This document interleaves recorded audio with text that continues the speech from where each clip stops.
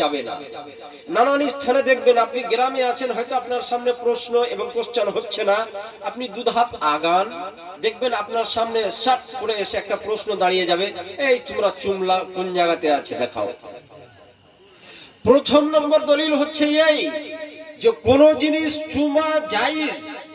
আমরা দেখেছি বহু মা বোনকে, ভাই ব্রাদারকে, আত্মীয় স্বজনকে, মুসলিম ব্রাদারকে দেখেছি যে ওরা কোরআন শরীফকে নেয় আর চুম্বন দিয়ে দেয়।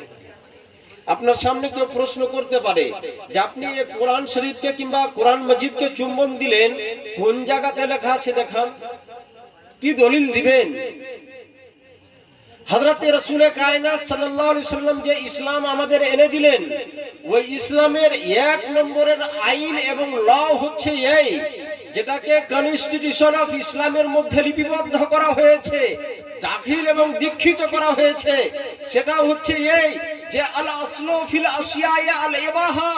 নবী আলাইহিস সালামের ইসলামের এই প্রচারের জন্য একটা সুন্দর সূত্র এবং লাইন দেওয়া হলো যে হে বিশ্ববাসীরা, তোমরা মনে রাখবে গোটা বিশ্ব ব্রহ্মাণ্ডের মধ্যে কোন জিনিস হালাল এবং কোন জিনিস হারাম, কোন জিনিস জায়েজ এবং কোন জিনিসটা না জায়েজ, কোনটা বৈধ এবং কোনটা অবৈধ, এটা জানার জন্য তোমরা মনে রাখবে আল আসলু ফিল আশিয়াই আল ইবাহা।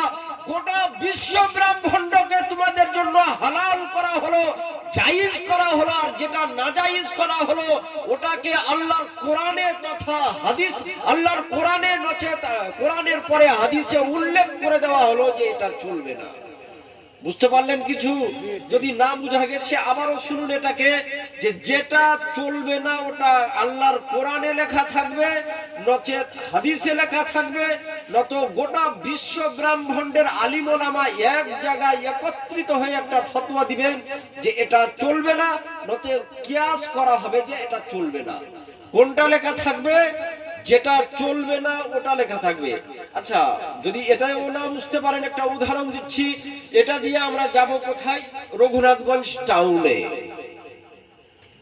আজকেও গিয়েছে বহু লোক, কালকেও গিয়েছে, কিন্তু দেখবেন মাঝে মাঝে রাস্তায় নো এন্ট্রি বোর্ড লাগা থাকে। নো এন্ট্রি এর মানে কি? যে এই রাস্তা দিয়ে যাওয়া চলবে না। যদি যাওয়া চলে তো বোর্ড লাগানোর দরকার আছে? যদি কোন রাস্তা দিয়ে যাওয়া যায় ওই রাস্তায় কিছু লেখার দরকার আছে? জি না, কিচ্ছুর দরকার নাই। যদি না চলে ওর জন্য বোর্ড লাগাতে হয় যে নো এন্ট্রি, এই রাস্তা দিয়ে যাওয়া চলবে না। আর এই ইসলাম এই দুনিয়াতেই আল্লাহ পাঠিয়েছেন, আর ইসলামেরও আল্লাহ পাক রব্বুল ইজ্জত নীতি এবং নিয়ম দিলেন যে হে বিশ্ববাসীরা, তোমরা মনে রাখিও যে জিনিসটা চলবে না ওটার জন্য বোর্ড লাগবে, যেটা চলবে ওর জন্য বোর্ড লাগে না। বুঝতে পারলেন? তো যারাই বলবে যে চুমা চলবে না, দলিল দাও, তাকে বলেন যে যদি না চলে তুমি দলিল দাও। বলুন না সুবহানাল্লাহ। দলিল পেয়ে গেলেন প্রথম নম্বর। দ্বিতীয় নম্বর দলিল, হযরতে আনাস নবীর সাহাবী, সুবহানাল্লাহ।